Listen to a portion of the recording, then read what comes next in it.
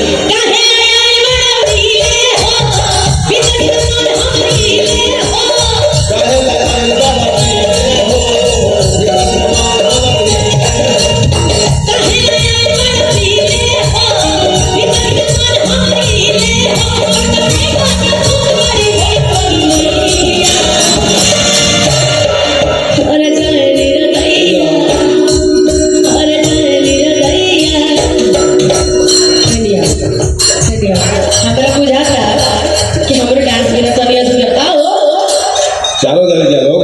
कि जाए निरदैया कि जाए निरदैया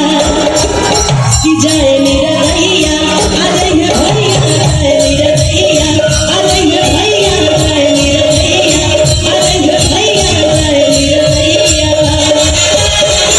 आई पानी तोहरा बलिया तेरा नाडू हमारे लिया देखो ना किया रहवा के कैसान भइल बा होलिया बढ़ता पे चले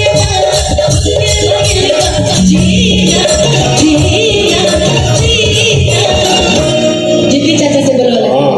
चाचा लगा चाची को दे ये हमारे जिद्दी अंकल बड़े बड़ा निमन निमन बहुत बढ़िया बोले एक मिनट मैं आदमी की भाषा बोल सकता हूँ, जो जानवर